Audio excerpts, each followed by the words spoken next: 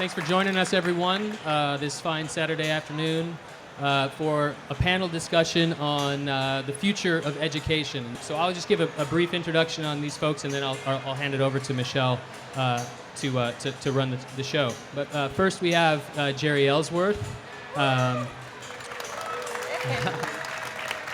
We've been working together with Jeri on a number of instructional videos that we're featuring on YouTube, as well as the Element 14 community on all sorts of interesting electronics-related topics. So if you haven't checked those out, please do. Next to Jeri is Ben Heck, and Ben is the host of The Ben Heck Show, also sponsored by Element 14.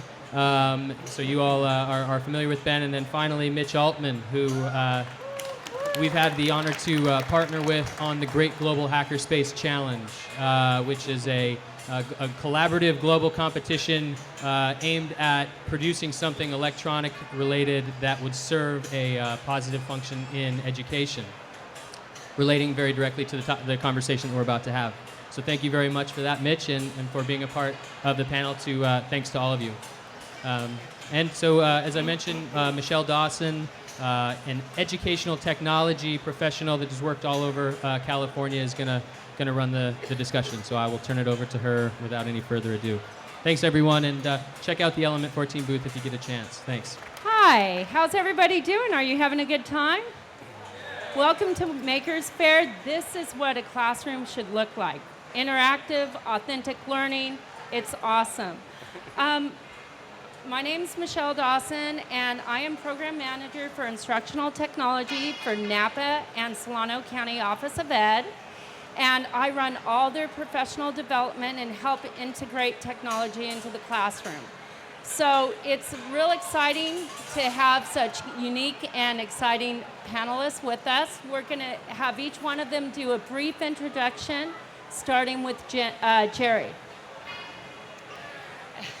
Thanks. I have my own crew over here rooting for me.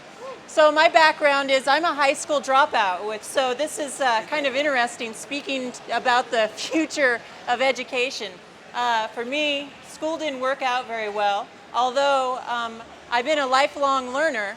I enjoyed learning, and I took my own route and kind of bootstrapped myself and taught myself how to build race cars with the help of mentors. Later, I opened a chain of computer stores. Also had some mentors helping me there. And then later on, I jumped into doing chip design on my own. It's kind of crazy, right? Yeah, who would do that? And again, a lot of help to do that. And now I kind of follow my bliss, and I invent things a lot of things, like my light bulb up here. I put this together just before the show, just for fun and learning along the way, because I wanted to know more about instrumentation, amps, and how to safely interface to the body.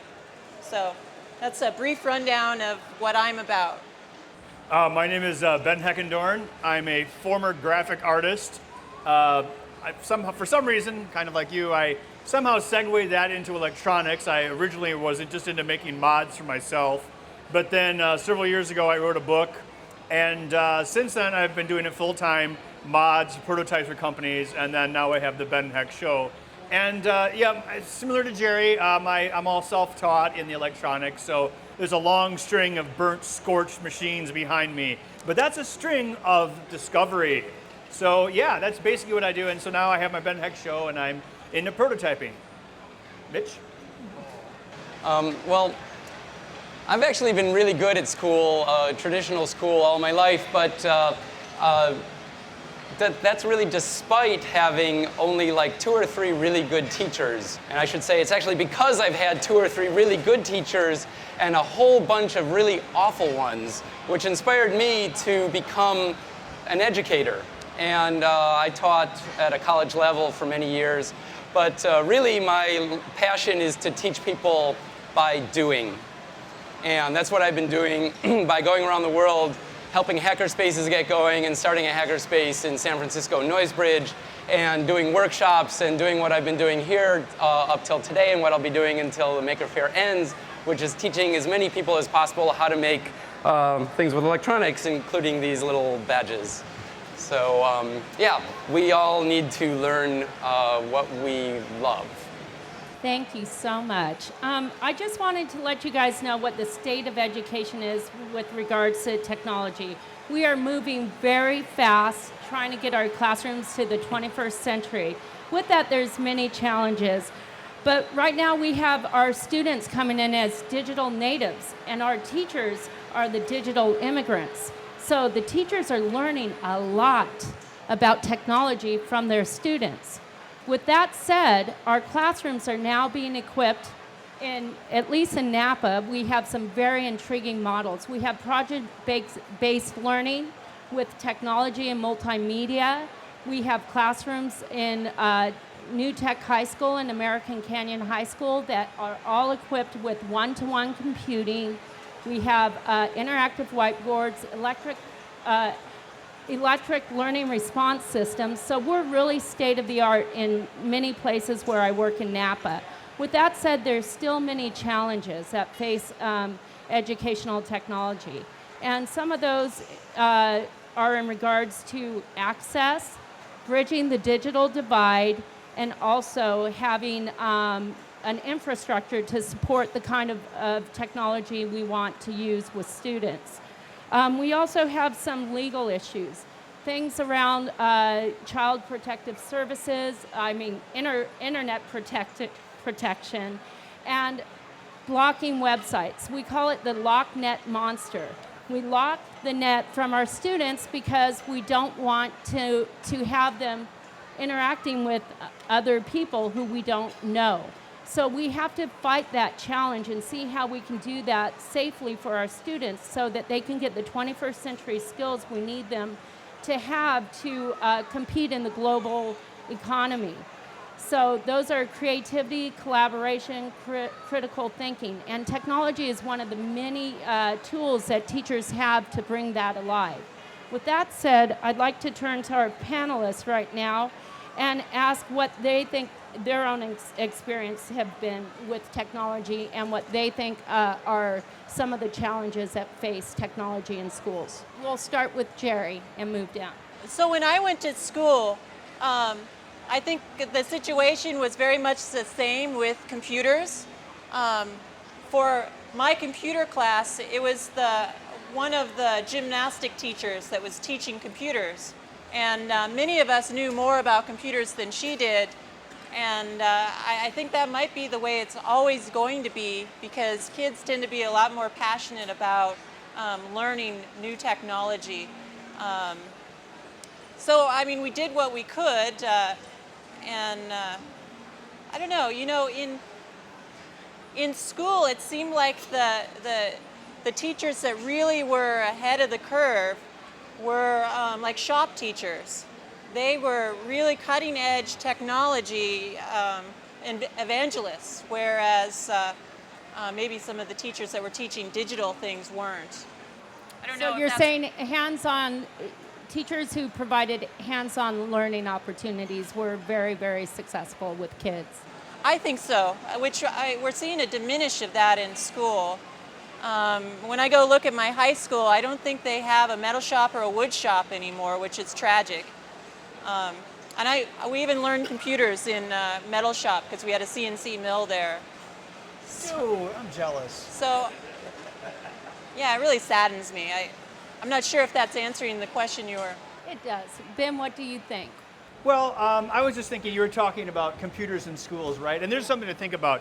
Back when we were in school, like 1,000 years ago, they'd have all the Apple IIs, right? And if you think about it, this is going to be the business side of it. Back in like 1980, an Apple II and a disk drive and a monitor, you're talking like what, $3,000 in 1980 dollars? So $600 now to put a bunch of pads out there is actually a lot cheaper. That's something to think about, and that's an advantage we have now. So, inflation, everything gets more expensive and it gets harder to fund these things. However, electronics quite often are inverse of inflation, and we can use that to our advantage, in education. So that's all I have to say at the moment. Okay, well, although I love technology and I make a living by doing technology and I love teaching technology, I think technology is not the savior of our schools. So as I was going through school, when I was a little kid, I was a geek. And when I was a little kid, being a geek was not okay. And now it's almost cool. There's a lot of technology around us, and other kids who aren't growing up loving this stuff are turning to the geeks to learn from it. But as I got older, there was all this technology being thrown at schools because that's the future, right? But they were wanting to replace teachers with computers. This is not the way to learn by doing, because we do need mentors occasionally to show us what their experience has been and to help us along. And if you replace a living, breathing human being with a computer, maybe some kids will learn okay this way and maybe some won't. So I think we have to think about that as we intertwine our lives more and more with machines and computers. Well, thanks, Mitch, for making geeks cool. What our panelists said resonates a lot with me. It's about the pedagogy. It's about having good teachers and preparing them well. Right now, like you're saying, geeks are cool. Rock stars are now Steve Jobs and Bill Gates to our students. You walk down New Tech High, they love to talk about Steve Jobs and anything Apple. Speaking of Apple, the iPad is a game changer in education. It, like Ben was saying, it provides multiple functionality in one item. So that makes it a cost-effective measure, and where we want our students to have a one-to-one computing experience so that they can work and differentiate their instruction to meet their individual needs. Right now, we're kind of in a crisis. If you guys have heard anything about the California budget, I don't know. We are 47th in the nation in funding our students, 47th.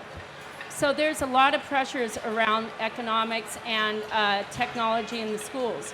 We are making more happen with less.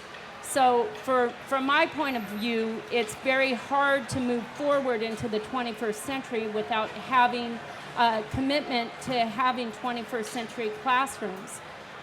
With that said, I'd like to turn to the panelists and see what your thoughts are on the budget crisis and what we can do in educational technology to address that. I think you addressed it a little bit, Ben, but you can visit that for a moment, and then we'll go to Mitch, and then Jeri. Oh, so I get to start on You the budget do. stuff. Oh, no pressure there. Yeah. Well, you addressed it already. I did.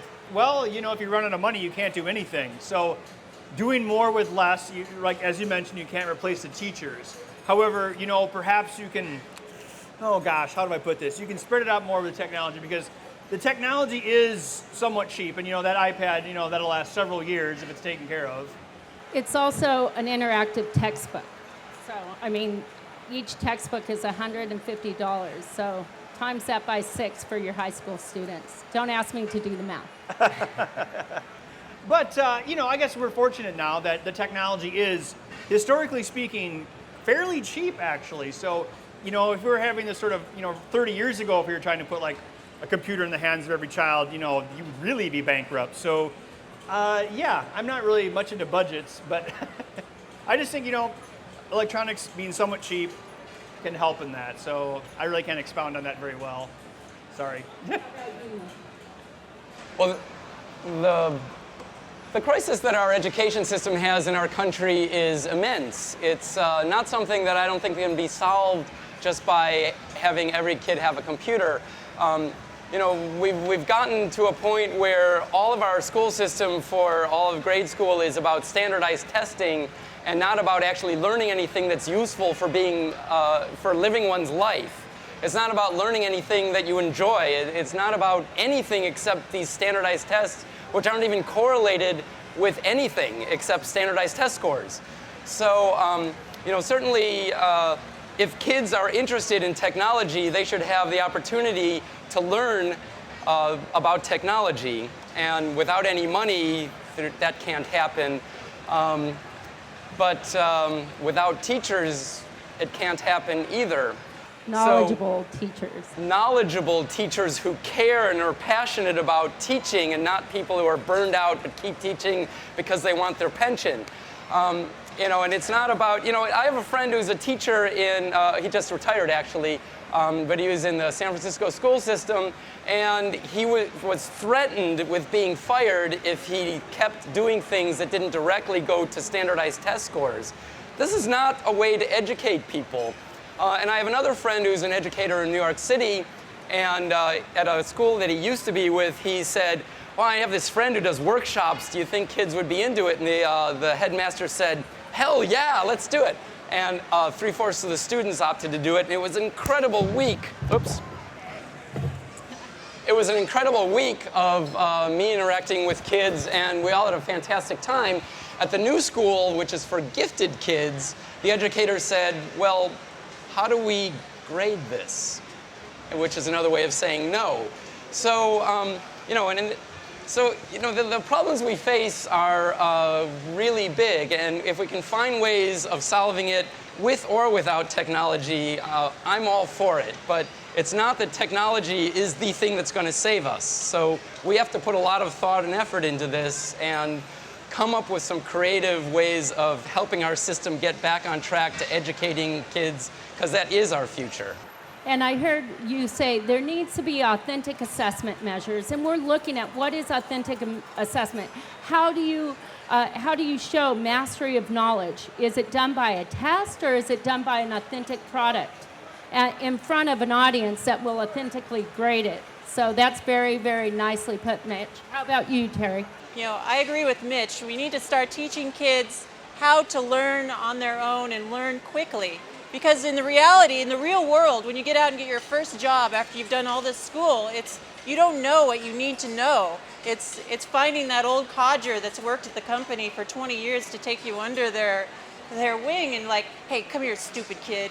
This is how you drive these tractors or run these tools. So I was just going to say, I think that goes back to what you were talking about vocation earlier. I guess you got to talk directly like this. Okay, yes.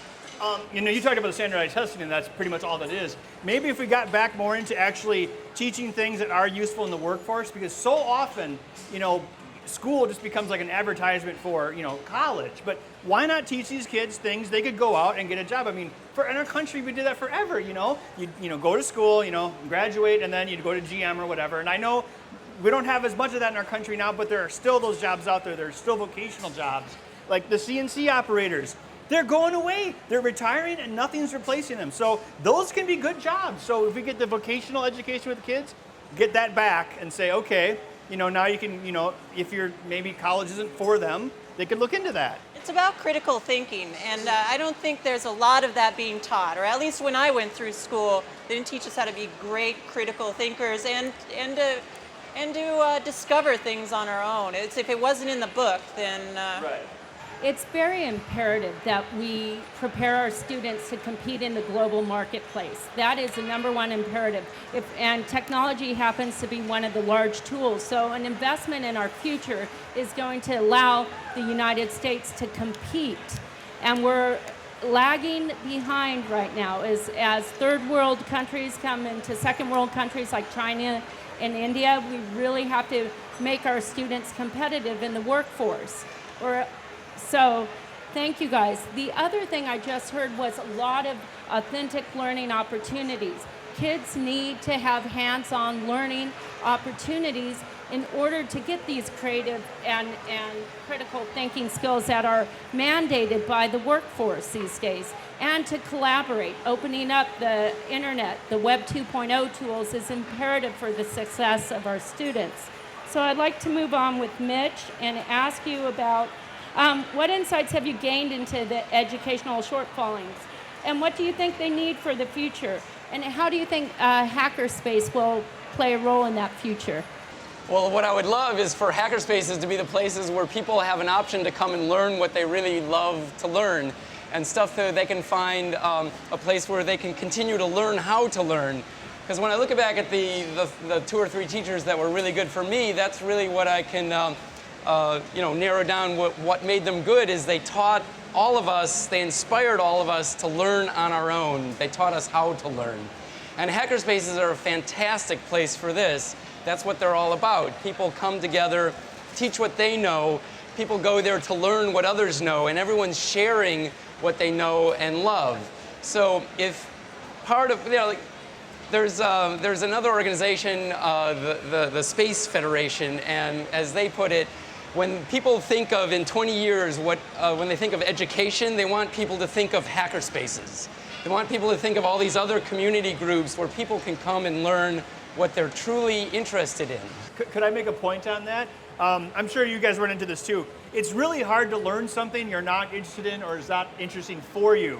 So it's like, you're like, oh, it's like you're being tortured, But then if there's something you are interested in, like if you want to learn how to do some sort of microcontroller, you'll stay up all night learning the programming because you're interested in it. So it's really about making it actively engaging for kids. We need to single out, okay, they like that, they like that, they like that, and then tailor it for them because that's what's going to drive them.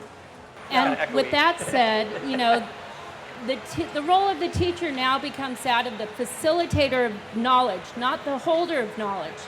And technology is one of the ways that you can allow kids to demonstrate their mastery of knowledge in multiple mediums and multiple modes. So that's very, very interesting. Thank you, Mitch, for working with San Francisco. We really need that.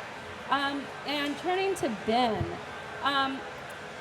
what do you think the role of the internet is going to be in supporting education going forward? I know you have a highly successful online show right now. Is that true? Yes, the Ben Heck Show on element14.com. Tune in today. But your question? Oh, was that a question? So what's the role of the internet in the future of education? What are your thoughts on that? Well, I can really I'd like to speak to myself. I think it's really important to inspire young people. And we always talk about this, demystify it. Say, if you're interested in this, okay, we're going to show you some examples. We're not going to make it scary. We can ease you into it. It's not rocket science. Check it out. See, here are the steps. And say, oh, I see the steps. I could do it. So the internet is a great democracy for that, I like to say, because there's so much online stuff with open source. You have all these people, and then they have like open source, the Mendel, MakerBot, stuff like that. Doesn't really have anything to do with education, but there's so much of that on the internet that's been made freely available by people who are using their own time to spread the knowledge, and it's all out there for free. And I know you talked about it's not always accessible because of firewalls and whatnot, but it is out there. So it's like the world's greatest encyclopedia. It's amazing. I mean, can you imagine if we had that when we were kids instead of just Commodores? I mean, it was great and all. Wait. I like my Commodore. Did you have anything to add to how the internet will influence? I think it's great because you can go out and find a community of people interested in what you're interested in.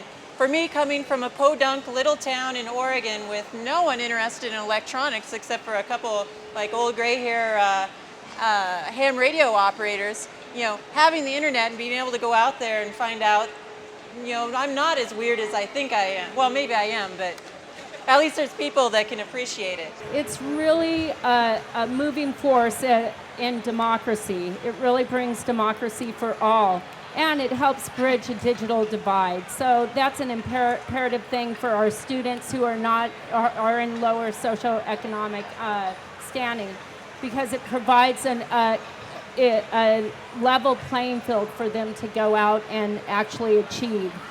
All right, so I wanted to just ask about open source. You mentioned it, Ben, I believe, but Mitch, I know you're a proponent of the open source movement. How do you see that philosophy impacting the future of education?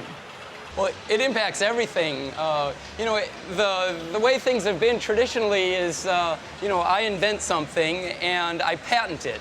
And basically the attitude, even if it's not conscious, is this is mine.